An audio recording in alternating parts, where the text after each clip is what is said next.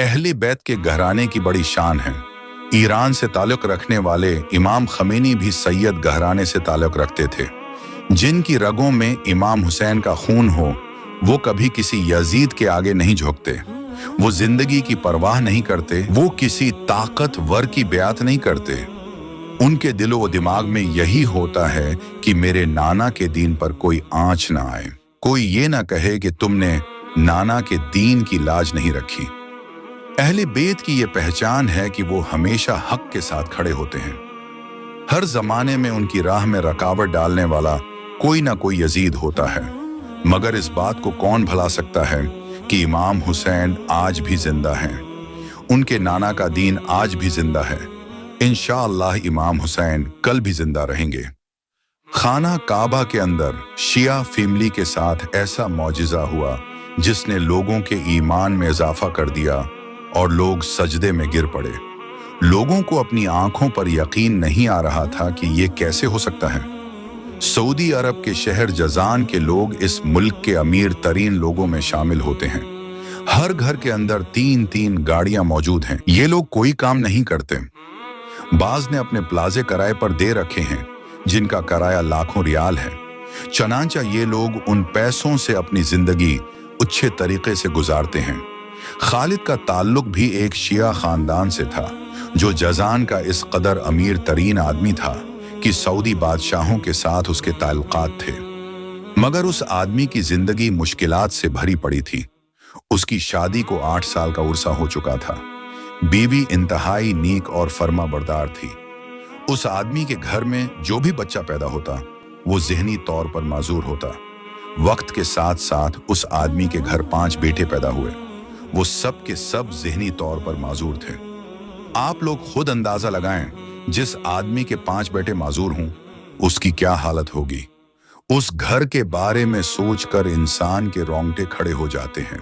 खालिद अपने बच्चों के इलाज के लिए खुसूसी जहाज के जरिए कभी अमेरिका गया तो कभी फ्रांस के बड़े बड़े अस्पतालों में चेकअप करवाया।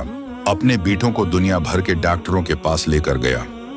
दुनिया के बड़े बड़े डॉक्टरों ने उसके बच्चों को लाइलाज करार दे दिया।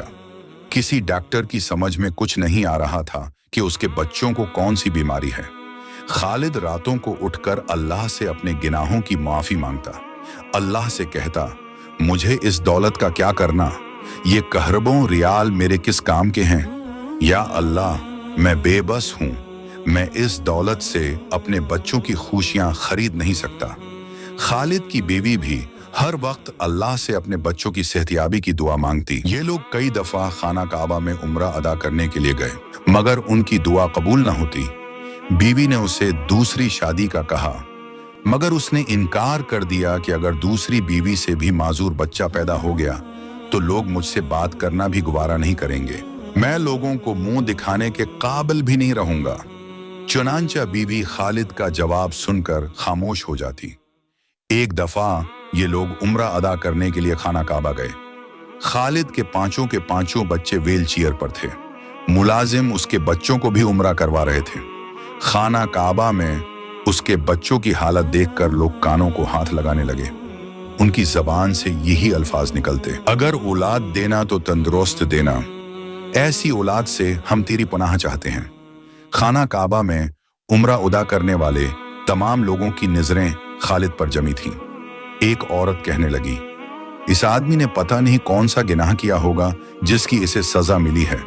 खालिद को इस औरत की गुफ्तगू का पता तो न चला कि इसने क्या कहा है, मगर उसे इस बात का पूरा यकीन था कि इस औरत ने उसके बारे में सख्त अल्फाज कहे हैं।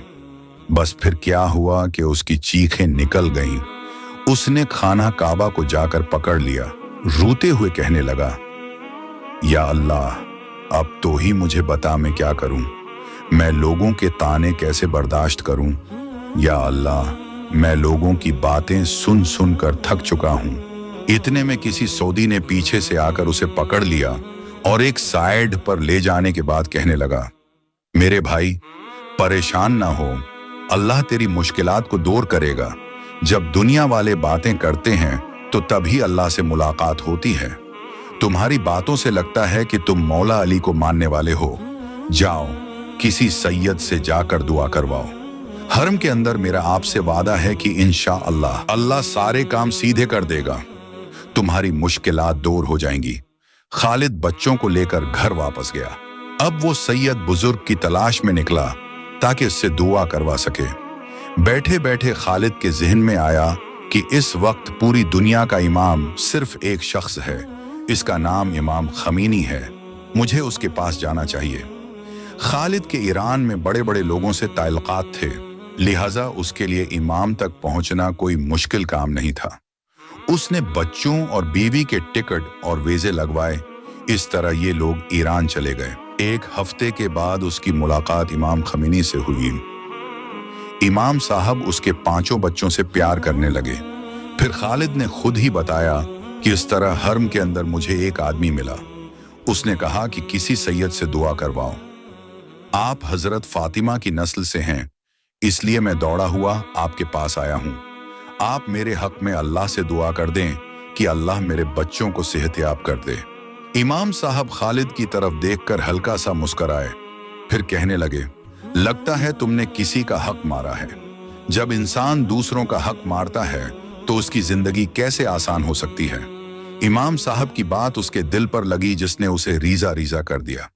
उसके 14 तबक रोशन हो गए। वो सोचने लगा कि 20 साल पहले उसने अपने भाई को ये कहकर हिस्सा देने से इनकार कर दिया था कि तुम सूतीले हो, तुम्हारा मेरे वालिद की जायदाद पर कोई हक नहीं। उसके भाई ने उसे एक भी लफ्ज नहीं कहा था। वो खामोशी से चला गया। वो अदालत में जाकर अपना हिस्सा ले सकता था, मगर उसने ऐसा नहीं किया। इमाम साहब से बात करने के बाद खालिद कुछ दिन ईरान रहा। उसके बाद वापस आकर उसने अपने भाई को ढूंढना शुरू कर दिया। 7 दिन तक तलाश करने के बाद उसे पता चला कि उसका भाई रियाज में रहता है। चनांचा वो मुकर्रा जगह पहुंचा और दरवाजा खटखटाया तो अंदर से एक औरत निकली। उसने पूछा, कौन हो, किससे मिलना है? खालिद ने बताया, मैं अबू नासिर का भाई हूं। वो बताने लगी, उन्हें फौत हुए 3 साल हो चुके हैं। ये सुनकर वो रो पड़ा। जब घर के अंदर दाखिल हुआ तो आगे का मंजर रोंगटे खड़े कर देने वाला था। उसके भाई की बेटियों ने फट्टे पुराने कपड़े पहने हुए थे।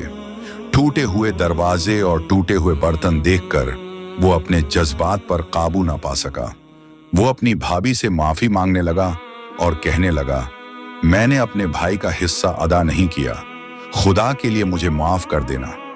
मेरा भाई किस कदर हौसले वाला था कि उसने एक लफ्ज भी नहीं बोला। चनांचा वो बच्चों को मार्केट ले गया, उन्हें अच्छे अच्छे कपड़े लेकर दिए, फिर उन्हें अपने साथ जीजान ले गया, एक बेहतरीन बंगला लेकर दिया। उसके पास जितनी भी आमदन थी, जितनी भी जायदाद थी, सब में से अपने भाई की बीवी को हिस्सा दिया। अल्लाह का करना यूं हुआ कि कुछ ही अरसे के बाद उसके बच्चे ठीक होना शुरू हो गए। दोस्तों, इंसान को दूसरे का हक नहीं मारना चाहिए। जिसका जायदाद में जो हिस्सा बनता है वो लाजमी तौर पर देना चाहिए। आप लोग देख लेना, जो लोग बहन भाइयों का हिस्सा खाते हैं वो जिंदगी में कभी खुशहाल नहीं होते।